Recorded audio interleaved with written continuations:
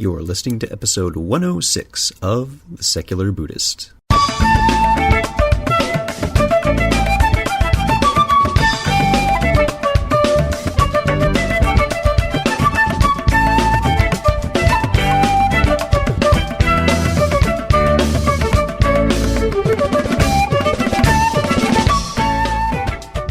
Welcome to The Secular Buddhist. I'm Ted Meissner.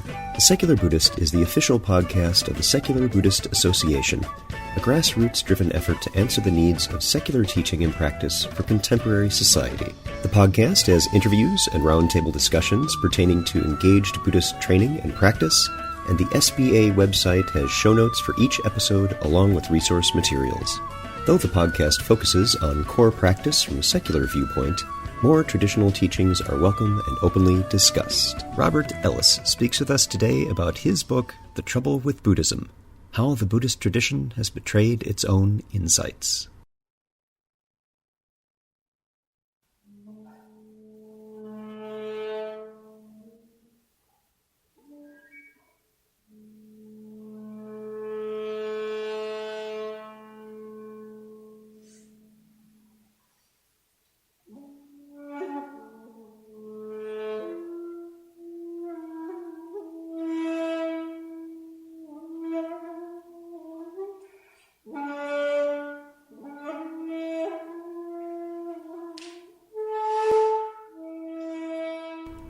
It seems that there continues to be a deep divide between traditional approaches to Buddhism and secular approaches to Buddhism. It's not our practice. We all do essentially the same kinds of activities, the same kinds of meditation, and we all make our sincerest efforts to be mindful and use right speech, for example. There are some variations, of course, but whether one lights incense or chants doesn't seem to raise ire as much as a philosophical disagreement about assertions not in evidence. Typically, this centers around concepts of literal rebirth or the possibility, let alone testability, of enlightenment. One reason secular practice continues to set aside claims about past lives is that, so far, they do not have a reliable and unambiguous means of demonstrating the causative relationship between what is, so far, at most, interesting stories. If it were clear and unambiguous, if one could demonstrate that relationship in conditions which control for our human tendencies to overspeak our case, to misremember and reinterpret inaccurate stories from accurate reflections of the real world, it wouldn't be a problem. But it is. And other traditions from Buddhism have their own stories about what happens upon the ending of physical life, and they find them equally compelling. Sincere, honest, free inquiry is the approach many of us who have a secular practice take. Stories, though they can be inspiring and helpful, are not facts. And if you accept your own without evidence, you must also accept other stories without evidence. Out of a genuine interest in ascertaining what is true from what is false, we can only begin the journey based on what we can mutually agree to and show one another. But traditional attitudes commonly disparage this as not having enough faith and being a lesser path, despite Buddha's own admonishment to question. Robert M. Ellis graduated from Cambridge University in the UK in 1989 and got his PhD from Lancaster University in 2001. He has taught in colleges and universities, and now works as a distance learning tutor of philosophy, religious studies, critical thinking, and politics. Robert is also author of A Theory of Moral Objectivity and A New Buddhist Ethics, as well as educational resources and occasional creative writing. So, sit back, relax, and have a nice Lumbini. And our guest today is our friend Robert Ellis. Robert, how are you? I'm very well, thank you, yes. I'm very glad to have you here. For folks who are listening, Robert is someone that has been very active on the Facebook page for the Secular Buddhist. And recently, one of his postings was about a book that he has just published called The Trouble with Buddhism: How the Buddhist Tradition Has Betrayed Its Own Insights. Before we go into that, Robert, I'd like to ask you to tell us about yourself. Give us an idea of your background. Okay, well, I live in England and currently in the west of England, in Malvern. I was brought up in England and I went to university in Cambridge, and that's where I first met Buddhism. So while I was an undergraduate, in fact, I became acquainted with the FWBO, as it then was, the Friends of the Western Buddhist Order, which is now the Triratna Buddhist Order, and got more involved at that stage. But then I had a time away from Buddhism, and then got involved again. So there were various things going on during that time. But around about 10 years ago now, 14 to 10 years ago, I took my Buddhist practice in a particular philosophical direction by doing a PhD thesis, which was really exploring the middle way in the Western context. So what I was trying to do, well, I was particularly struck by the problem of relativism and what kind of resources Buddhist thought might give us in dealing with the problem of relativism in the Western context. And I did find that I thought that the middle way offered a lot of, well, very useful approaches, but in order to grapple with them, it required me to look at a lot of different areas of philosophy and bring them together. Also, psychology and other disciplines. So I ended up with quite a lengthy and complex PhD, but I did think that it was. I ended up by feeling that it was breaking new ground in terms of providing a new approach, bringing Buddhism into Western thought. So at the end of that, I ended up with an extremely long, utterly unpublishable thesis. It was 3 times as long as this. So for a while I got nowhere trying to do anything with this, although it wasn't the start of an academic career, because it wasn't in the normal categories in which people think, either in terms of philosophy or Buddhist studies. It was somewhere in between. So I carried on with my career. I teach what we call sixth formers in the UK, which will be senior high school, I guess, in the US. But since then I've been publishing various other books exploring the ideas in the thesis and developing them and trying to communicate them in different ways. And one of the things particularly that I've been trying to do in the Trouble with Buddhism is to apply the kind of middle way approach back to Buddhism and the Buddhist tradition itself.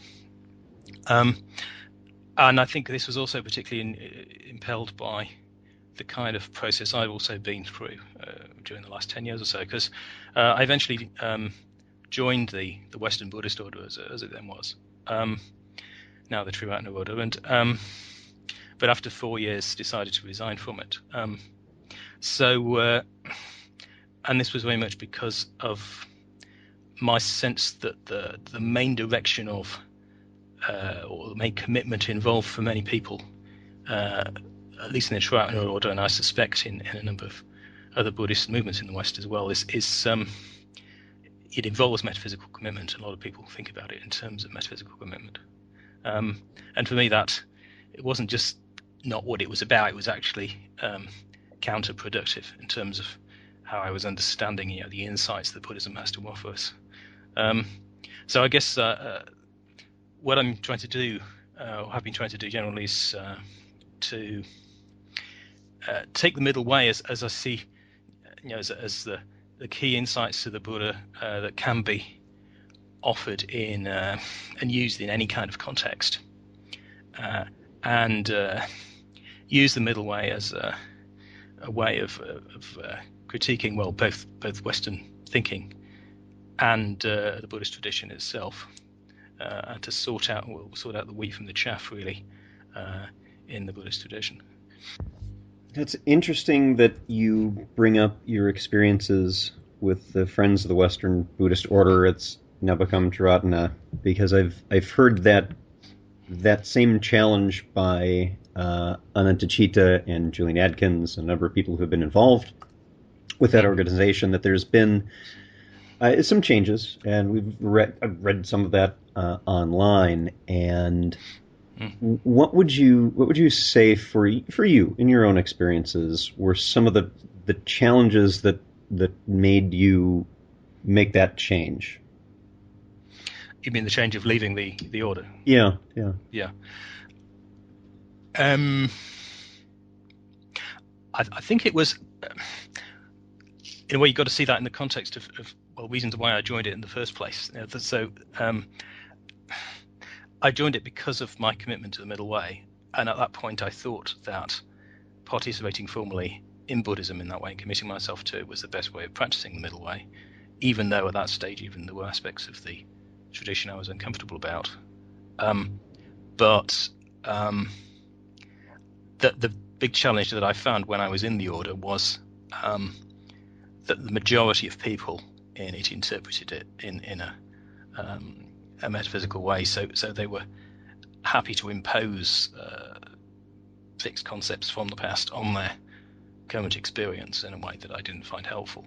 And at the same time, they were offering an awful lot, in terms of a lot of aspects of Buddhist ethics and meditation, and the practice of the middle way itself, and the way the Triratna Buddha organizes itself for the most part. All of those aspects of the movement I found very positive, but I also felt that I couldn't continue to be formally committed to things that that I didn't believe in. There's always the aspect of hypocrisy, the moral conflict that arises when you find yourself chanting words and you just think, well, actually, I don't believe this. Why am I chanting this? Isn't this undermining my sense of integrity? And I just felt I had to make a break. Well, in particular, in a practice that is so much based on one's personal integrity and seeing things as they are, that cognitive dissonance is something you really would have a hard time silencing or ignoring or setting aside. Absolutely, yeah. Interesting. Now, the book itself, you talk about attempting to judge Buddhism by the standards of its own key insight to the middle way, and that Buddhism may not always be adhering to the middle way as much as we would like it to, and that some of the metaphysical assumptions are a bit challenging. Tell us about what prompted you to write the book first, and then go into the book itself and what you talk about in there.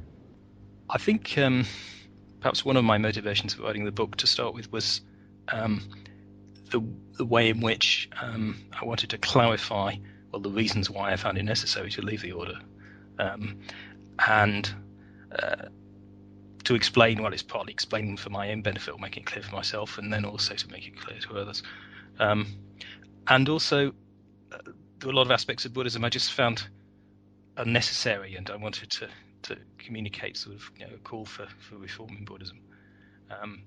So that's why I wrote it, as well as it being an expression of work I've done previously, as in my PhD thesis. But so yeah, as to what I actually talk about, well,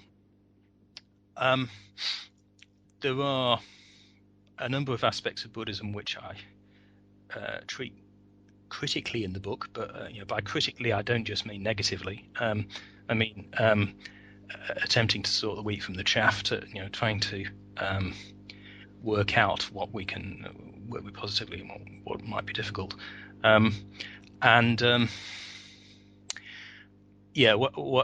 trying to distinguish is the aspects of traditional Buddhism which are metaphysical. They work on dogmatic assumptions, and distinguish those from the aspects of Buddhism which are open to experience and open to investigation, and which are particularly open to incremental change, to gradual change, and gradual progress. So I think that's a very useful indicator of what's actually helpful to us. Can we understand it gradualistically, as opposed to in absolute terms?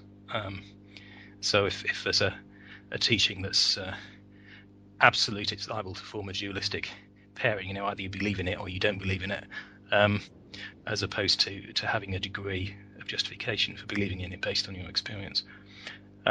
So in those terms, I look at all the old chestnuts really at the Enlightenment and karma and rebirth. I also look at dependent origination, or whatever your preferred translation is. And I look at the Four Noble Truths. So some of these things I'm very critical of, like karma and rebirth. Others, that it's more a question of sorting out wheat from chaff. So as in the Four Noble Truths, I think if you interpret them metaphysically, then there are unhelpful aspects of the way they are communicated. Perhaps it's mainly about the way they're communicated a lot of the time, as opposed to if you see them as epistemological principles, or principles about how we go about working with our experience, then they can be helpful. And same thing with dependent origination. It was interesting in the conversation with John Peacock that we had a few episodes ago that he'd pointed out, and we'd known this before, that there are earlier versions of dependent origination which don't have 12 steps and weren't applied in a rebirth context. And that's something that has been added on and evolved over time with that interpretation, but that the earliest texts have one that is more moment-by-moment experience-based rather than a metaphysical assertion of one's physical rebirth in a new form. And so that's always that's a challenging concept for people who may not have run across that, or for those who have run across it and do understand what the suttas say, but take the entirety of the Dhamma as really being a very powerful thing, which I believe it is, and these can still be inspirational stories, but accept the metaphysical without what I would call an appropriate discernment of evidence that we can show. And the response is typically, well, you need to take that on faith, and of course, no, we don't. We don't have to do that at all. It should stand up to rigorous examination, and if we're not able to demonstrate it, then how does it really impact us?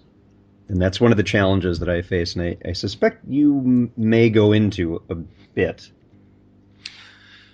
Yes. Obviously, I think that there is a problem with the traditional 12 links with the elements which refer to rebirth. But in a way, I'm a bit more sympathetic towards the 12 link model than the overall idea of dependent origination as a principle or sort of natural law of the universe, in a way, because it seems to me so unhelpfully general that again it can turn into a metaphysical principle in itself, one that just taken as a big abstraction doesn't tell us anything specific from which we can derive any kind of moral or epistemological advance. There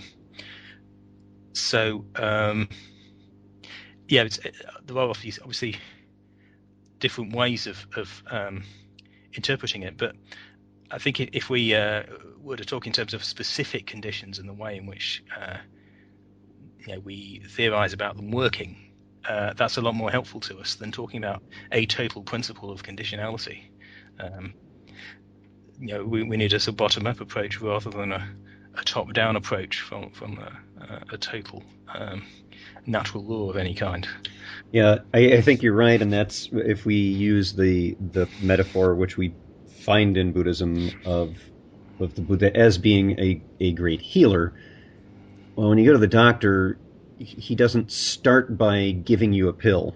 He starts by asking you, what are the symptoms? What's happening? And that's that ground-up approach versus the, this cures all your ills, here you go.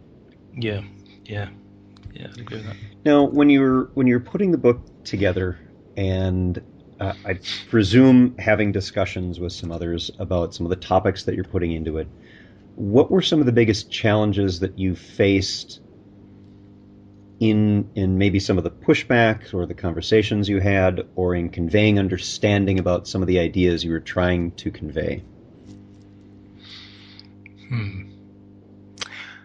Well, I guess a lot of the topics are or have been parts of ongoing conversations with different people, not necessarily specifically related to the book, but yeah. So I guess what we've just been discussing, actually, dependent origination, is the one where I found my perspective harder to communicate. I mean, obviously it's easier for people to understand doubts about rebirth, and it's quite common in the Triratna order to say that you're agnostic about rebirth. But I also found in the area of rebirth that there's seems to be kind of sentiment around it, though, sort of the idea that it would be nice to believe in rebirth if we could only manage it, which again is something I want to challenge, sort of the idea that it's relevant or useful to believe in rebirth. And that all surrounds, I guess, the whole question of the relationship between our philosophical beliefs and our psychological states. I mean, and this is, I think, the crucial interest of the middle way comes because, traditional Buddhism, I think, does give us, in the shape of the middle way, some insights into what that relationship might be, but it leads a lot of exploration, rather than taking assumptions from traditional Buddhism, interpreted in a kind of sweeping way. We need to investigate specific kinds of philosophical beliefs we have now and their relationships to the kinds of psychological states people that get associated with those philosophical beliefs. So, I mean, that was a lot of the things I was doing in my PhD thesis. I was investigating internalism and nihilism, and in Western culture, and how they, which sorts of philosophies we could see as eternalist and which as nihilist, and what justifications we could have for doing so, and what that might mean. So I guess I'm not sure if I've wandered off the question there, but the No, you're on. Because I'm on. The same Right. things we run into is these discussions of tying together. What I'm hearing, I could be wrong here, but you keep me honest. What I'm hearing is that one of the challenges that you faced was tying together philosophical concepts which are not necessarily pragmatically applied in moment by moment experience with, say, therapeutic, psychological effects which we see in this practice, and just plain old pragmatic day-to-day, how our meditations, for example, help us just in regular settings. Tying those together, those are such, typically, as we see them, disparate fields, but they do come together in Buddhist practice. And that's always something we trip on, because we have people who are discussing things in a philosophical fashion and others who are discussing them in, say, a therapeutic setting. Well, those are kind of tough to to tie together sometimes. It is, yeah. I agree. So there are different sets of vocabulary that people approach the issue with, which may be incompatible in some contexts. Yeah, it is. Some of the discussions we have, we may ask, why do you have that particular belief or assertion? Happy to be convinced and understand that it's rewarding for you, but I need to speak from a point of honesty that I don't understand and I would like to. And the response is, quoting back a sutta that I know very well. I've studied in Pali with Sri Lankan and Nepali monks. I get it. I understand that. Yeah. But the question is, what do you think about it, not what does the book say? Indeed. Well, I mean, that for me raises the whole question of justified belief in Buddhism, how we justify beliefs, and that's one of the things I tackle near the beginning of the book, of The Trouble with Buddhism, because I think that's the crucial thing to get straight to start with. That it's not about, it's about what we can justify in a incremental fashion, and apply in every possible context, which for me, rules out at the start anything which is just involves the application of some sort of absolute source of authority, whether it's a scripture or a guru or whatever your source of authority may be. So yeah, but by all means, scriptures are useful as sources of insight or sources of inspiration, but they're not sources of revelation. That's the main thing.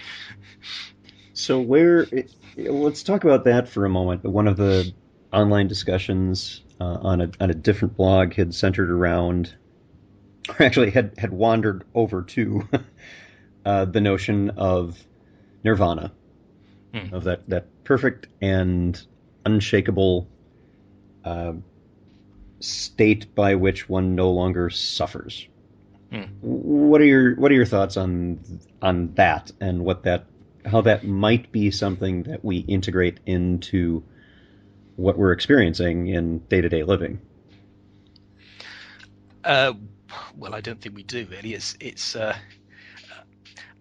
I guess it depends how you approach it, but taken as an absolute state achieved by the Buddha or achieved by other great figures in the Buddhist tradition, I don't think it's useful, because it just becomes the justification for revelatory claims. So if our understanding of the Buddha is this is the source of these absolutely believable authoritative principles, then it'd be much better if we didn't think the Buddha was enlightened, I think, than if we took that line. But if you want to think of it as a way of talking about the Buddha having gained greater objectivity, or the Buddha having integrated his psychological states to some point beyond what we've managed ourselves, that would obviously be a dilution of the traditional way of talking about the Buddha's enlightenment, but it's becomes easier to relate to our experience. So I guess I just find enlightenment, well, it's meaningful, and it can be used in a symbolic way, but it's not. It doesn't mean that it's useful as a source of justification of any kind, I guess.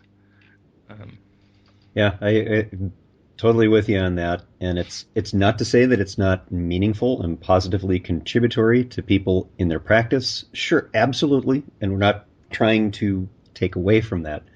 What we're saying is, from our own engagement with the practice, it's not helpful for us. So we're not going to hold that as the reason we're doing this practice.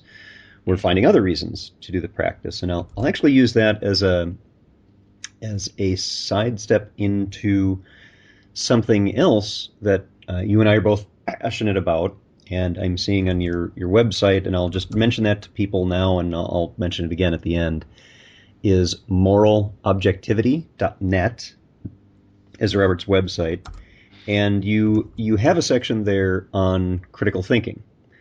And I've always found this to be a key and integral part of my practice along the Eightfold Path, and had an interview with Linda Elder from criticalthinking.org, and we went through much of what her work has been in teaching critical thinking skills, because many people don't have them. It is not necessarily an intuitive thing.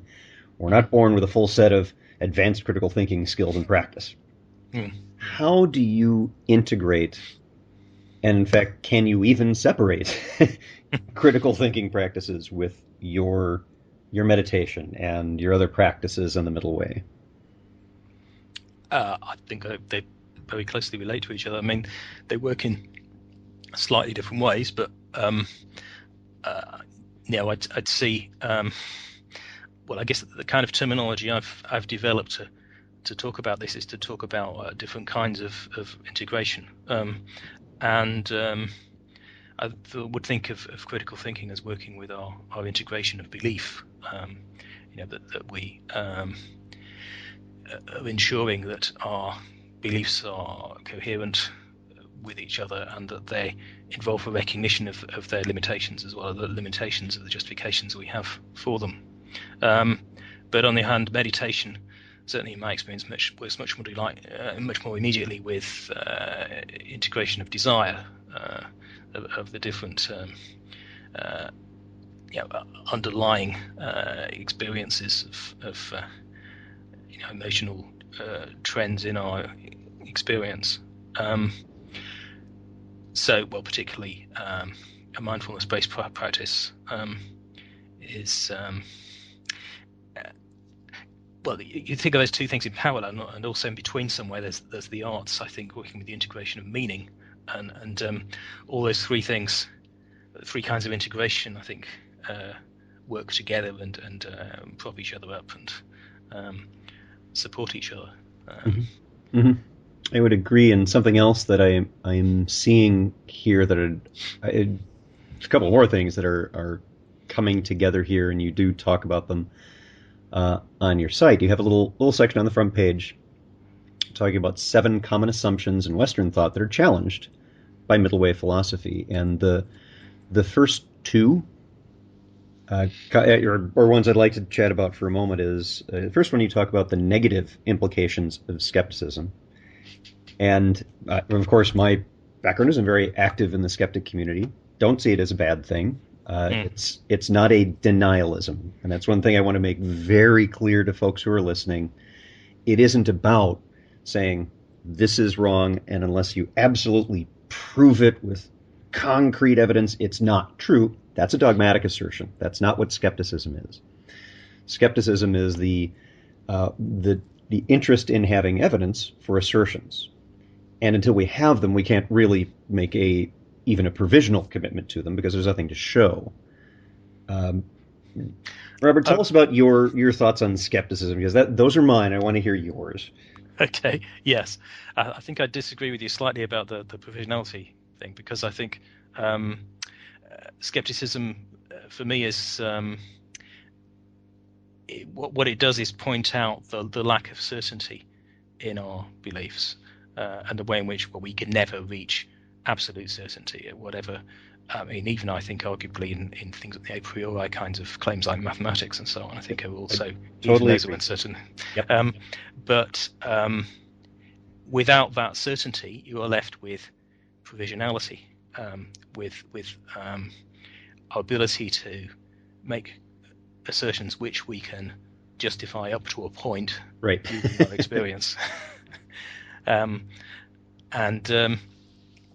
what philosophers have been trying to do through the ages is to try and provide some sort of absolute justification for beliefs which are inevitably provisional, and they've just never succeeded, and they've never succeeded in refuting skepticism successfully. So skepticism for me is, unlike a lot of traditional Western philosophers who see it as a dragon to be slain, I see skepticism as the knight in shining armor. Really, it's depriving us of our attachment to certainty, or the idea of certainty. Yeah, I think that's a very good way to put it, and I hope to see you at TAM this year because I think you'd like it very much. The amazing meeting. And then the other thing you have in here is the need to accept or reject metaphysical positions. Tell us, we've talked about that a bit. I wonder if you could round that out a bit more. Well, again, metaphysical assertions, I mean, they're ones rejected by the Buddha in the so-called Silence of the Buddha, which you find in the Pali Canon. So in the context of the Buddha, they're things like, when did the universe begin, or did the universe begin at a certain point, or does the Buddha exist after death, and those sorts of claims. Today, I think that some of the most relevant ones for us, obviously things like the existence or non-existence of God, and also free will and determinism, I think are very important metaphysical claims that people make. Then there's ones about materialism, material existence of an absolute material world, or the reverse of there being non-physical things or souls or whatever. All of these are common metaphysical kinds of claims, which I think are in principle, there's just no way we can ever justify them in terms of experience. They have a dogmatic basis. So this is part of my objection to aspects of traditional Buddhism, that I think they also involve metaphysical claims, whether it's enlightenment or karma and rebirth, which are in conflict with the middle way. I also see that you have a response to some arguments about metaphysical truths being justified from the evidence of quantum physics. Oh, yes. As you may know, I have had Matt Lowry, the skeptical teacher, on the podcast several times, and he's studied quantum physics, and no one is an expert in quantum physics. And it seems that that quantum, which is on such a minute scale, is being seen as the genie to bring it all together. Like, this is how we can justify various things that we're seeing. It must be quantum. That's something new and undefined, and therefore we can hang our hopes for metaphysical claims on that. Yeah. Tell us about your response to that expectation. Well, that's exactly what I'm challenging. Yes, I mean, I make it clear I'm not a scientist or an expert on quantum physics, but what I've ended up doing in an argument with this chap called Graham Smetham, who's written about this, is just to challenge what I see as a scientific kind of dogmatism, sort of the idea that we can draw definite metaphysical claims and justify them through quantum physics. So it's kind of lurching from one side to the other, so it's seen as an antidote to traditional materialism in science. But if you lurch to the other side to an idealism, I don't think that's really an improvement. If you insist on that the universe is mind only, for example. And also, I just think, as you say, hanging your hopes on such things is not practically helpful to us. It's another kind of distraction and attachment, if you like, that we can get into. Something else I'd like to ask you about, because this came up. I was this past weekend at the Wisdom 2.0 conference, and got into some discussions there about where we really can draw the line between what our friend Jayarava, who's I think currently in the Taratna order, has called tooth fairy agnosticism. At what point do we say, without compelling evidence, something new and very significant, we can set the tooth fairy aside? It's in absolute terms, of course, yes, that's agnostic, but really, I'm a tooth fairy atheist. In the same way that I'm an atheist about unicorns. Now, if there's, of course, a breeding colony of unicorns found in a remote part of the Andes, I'm happy to be convinced. That would be awesome. But really, I've set this aside. And the question came up is, so what's the line? At what point do we no longer keep saying, we need more research? We need more research into psi powers. Why? None of them have shown anything. And everyone who was, the people I was speaking with, had lots of anecdotes. And they said, but there was this study. I'm like, yes. And then they added controls to that study, and it showed nothing. And they're hearing a folklore about something and accepting it as true, and not actually using their critical thinking skills. I think that's how that contributes to this, with skepticism, to find out more that, no, that actually didn't actually work the way you think it does. So what's, for you, how do you in your engagements with people make that distinction, and where do you draw the line at which, I'm not going to look at this anymore? And it may be very individual. Well, I think it's the the point at which you conclude that a belief is metaphysical, that it's not open to investigation. I wouldn't say that about the tooth fairy, although I'm not. The reason I don't spend time investigating the tooth fairy is because I don't think it's a particularly important belief. That's why I wouldn't be more than in principle a tooth fairy agnostic, but it's more important to be an agnostic about God than it is to be an agnostic about the tooth fairy for practical reasons. But in principle, I'm a tooth fairy agnostic as much as I'm a God agnostic. There is a fuzzy line. I think it's difficult to pin down what is metaphysics and what is not. There's a line of argument, particularly about general scientific principles, for example, and also about the middle way itself as a principle. I mean, my view is that it's a high level of theory, if you like. It's open to investigation, but only in a very long term sort of way. So there is a tricky line to judge there between what is metaphysics and what isn't. But on the other hand, I think there are lots of things to be going on with for now that are pretty clearly metaphysical, which I think we need to just decisively put aside and avoid either believing in or denying. And the not denying them is just as important to me, which is why I'm not an atheist. I'm an agnostic, but a hard agnostic. So it's treading that line. So I think that's where my emphasis seems to be slightly different from what I found on the secular Buddhist website. There's a tendency that I see there a bit odd towards naturalism and atheism, where my emphasis is much more on hard agnosticism about these things, which tries to maintain an equidistance to actually take what is meaningful and useful out of both religious and scientific traditions without adopting, for example, beliefs about universal natural laws discovered by science, for example.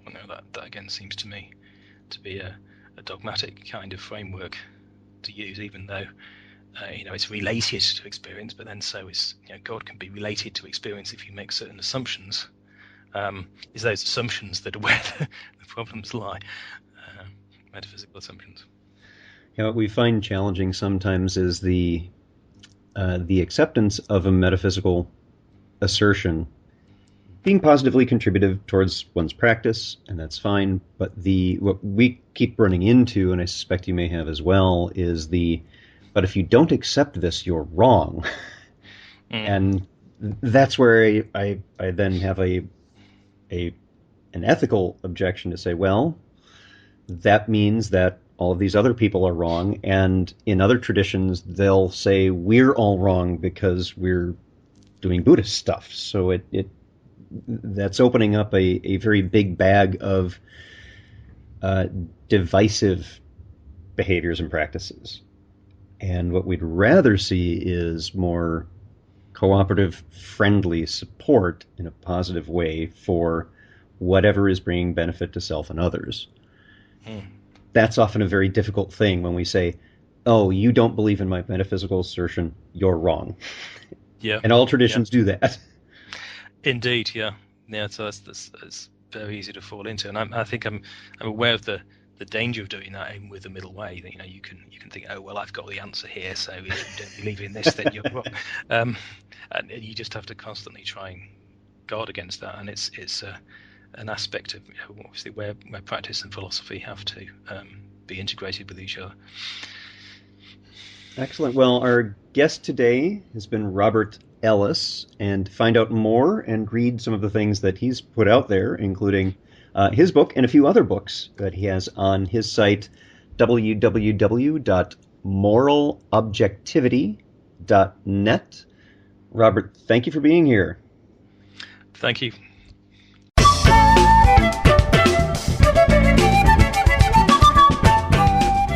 Thanks for listening. If you'd like to learn more about something you've heard in today's podcast, please come visit the SBA website at secularbuddhism.org, and you'll find an entire webpage devoted to this and every episode. Discussion about this episode can be found on the episode page itself, along with show notes. The music for The Secular Buddhist is used by permission from John Kaizan Neptune's CD, Steps in Time. Additional music is provided courtesy of Monty Levinson of Taihei Shakuhachi and Rodrigo Rodriguez. Their websites are also linked on the SBA site on the About Podcast Music page. Until next time, remember, every moment you have a choice. Make it the best you can. See you next time on The Secular Buddhist.